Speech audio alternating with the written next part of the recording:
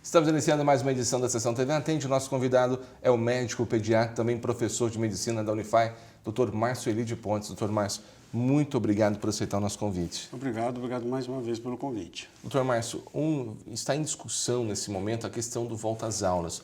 O Estado de Minas lançou um protocolo para o Estado, as prefeituras estão trabalhando nessa questão das aulas online, mas existe essa discussão da aula presencial. Caldas voltou recentemente a esse formato de aula. Hoje, a Sociedade Brasileira de Pediatria, ela defende o retorno ou não? Ela defende o retorno das crianças à escola, tá? Porque existe uma perda muito grande no desenvolvimento da criança, do adolescente, para a criança a falta da escola, principalmente os grupos vulneráveis, né? As pessoas mais pobres, não tem uma internet, ou tem uma internet com dificuldade, consegue assistir uma aula só pelo celular, não tem um notebook, um computador, tá? Então, só que assim, nesse momento, nesse exato momento, nesse início de março, o país está em um caos, tá? Então, a recomendação atual, não retornar às aulas presenciais, apenas online. A exceção a alguns cursos, como por exemplo, no curso de medicina, os alunos que estão no internato, já estão trabalhando dentro de hospitais, esses estão liberados, mas eles também foram vacinados, tá?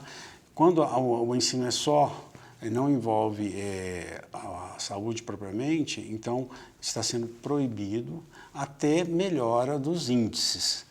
Quando tiver as melhoras dos índices, é interessante, é necessário o retorno. Só que esse retorno ele tem que ser planejado, ele tem que ser programado. Não é da noite para o dia que fala, vamos voltar amanhã, tá? E esse retorno vai ser híbrido. Essa é a recomendação, tá? O que é híbrido? A criança fica alguns dias na escola, alguns dias ela vai estar em casa, enquanto que outra turma vai estar presente. Então, por quê? Porque essas salas tem que ter um espaçamento de 1,5 m, tem que todo mundo usar máscara, tem que aprender a lavar as mãos, usar o álcool gel. Então, é interessante que as prefeituras elas tenham o que a gente chama de um comitê, né? Um comitê de educadores, que esteja incluído educadores da saúde pública, né? Da educação pública, e educadores das escolas particulares, e pessoas da saúde, tá? Em que vão fazer primeiro uma capacitação. Então, professores, faxineiras, pessoal de secretaria, todos têm que ser capacitados para essa realidade, né? E também você tem que ter uma tecnologia, você tem que ter, se vai ser híbrido, como que vai funcionar à distância? Então, as escolas particulares têm uma estrutura melhor, mas as escolas públicas, realmente, muitas necessitam de reformas, necessitam de mudanças, e os pais também têm que serem fiscalizadores, né? Eles têm que se sentir seguros.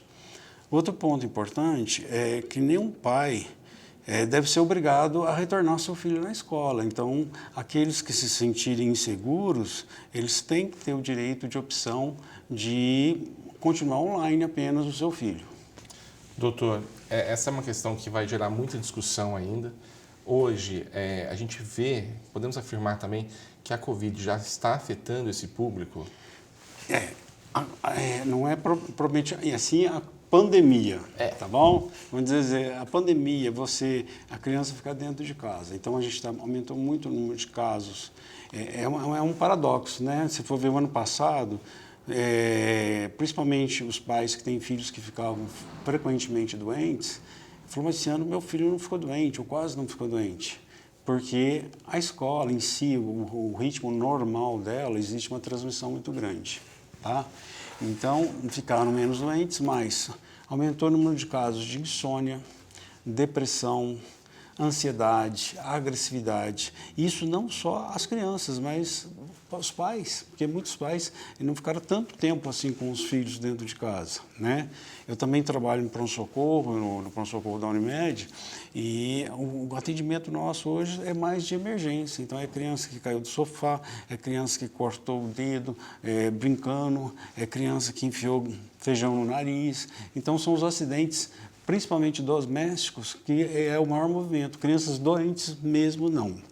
E uma outra coisa interessante que o Covid em crianças, graças a Deus, é assintomáticos ou sintomas leves. Então, na nossa região, a gente não tem casos assim de crianças que foram para UTI, que foram para óbitos, tá? Com Covid, tá?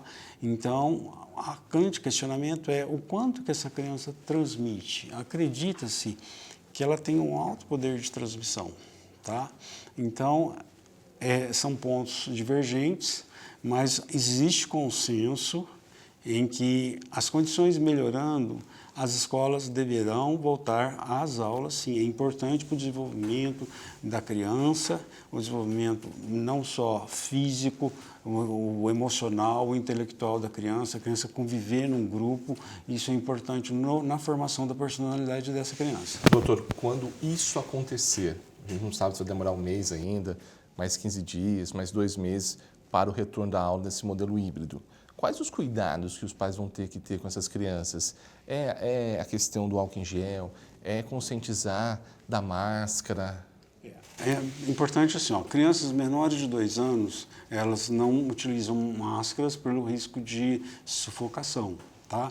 Então eu acredito que essas crianças seriam as últimas a retornarem. Elas não têm a noção de que elas não podem abraçar, que elas não podem tocar, né? Elas têm que ter alguém que ajude elas, adulto, então vai ter um contato constante. Então, essas seriam as últimas, tá? E as crianças, assim, os pais têm que estar conscientes do seguinte, a escola tem que oferecer essas condições. Para que a escola ofereça condições, ela tem uma responsabilidade, seja federal, do Estado e municipal. Não é só a prefeitura, né? Existe, principalmente nas escolas públicas, existe toda uma cadeia aí de responsabilidade. E os pais têm que estarem atentos e serem fiscais, né? Se a escola realmente, por exemplo, é o que a gente chama de EPI, né? Então, o uso de materiais necessários que dê segurança para o seu trabalho. Então, todos têm que usar máscaras, mas essas máscaras vão ser de pano, essas máscaras quem vai fornecer as máscaras? Por quanto tempo eu vou trocar essa máscara? As máscaras duram um dia, duram uma semana, duram um mês? Tá? O álcool gel, né? Quem que vai disponibilizar? Tá? Cada sala tem que ter o álcool gel. A criança precisa ir no bebedouro, como é que eu faço? Tá? Então ela vai no bebedouro, ela tem que levar um kit dela, descartável, né, ou dela, em que ela possa passar o álcool gel no contato que tiver com torneira, tudo, e antes e depois. Então a criança tem que ser treinada para isso. Ela precisa ir no banheiro. Como é que é a higienização? Então, tudo isso é uma logística que tem que ser pensado. Então, eu acho que as escolas, nesse momento, elas estão fechadas, mas os profissionais que trabalham lá dentro deveriam estar sendo capacitados para como lidar. Não só essa parte, como eu falei para você, a parte tecnológica, né? Computador, o ensino remoto ou é um ensino à distância? Quer dizer, o ideal era que oferecesse aos alunos um computador, um notebook, e não só um celular, e ter uma internet gratuita e de qualidade, para que não haja uma distância maior ainda nos grupos vulneráveis, tá? Então, principalmente as crianças de famílias mais pobres, você teria um menor aproveitamento escolar, visto que o último Enem, a ausência foi mais de 50%. Por quê? Porque os alunos não se sentiram preparados para fazer aquela prova. Doutor, eu queria agradecer a participação do senhor aqui, com certeza ainda a gente vai conversar muito no decorrer desse ano. Covid é um enigma para a gente. Cada dia as informações vão mudando, mas assim, estamos aprendendo, estamos ter consciência de que cada um tem que fazer a sua parte. A vida é muito preciosa, ela tem que ser colocada em primeiro lugar. Com certeza, por isso que a gente fala, a gente está sem máscara, mas tem a questão do distanciamento, do álcool em gel. Eu acho que não tem preço que pague você ver aí as pessoas bem.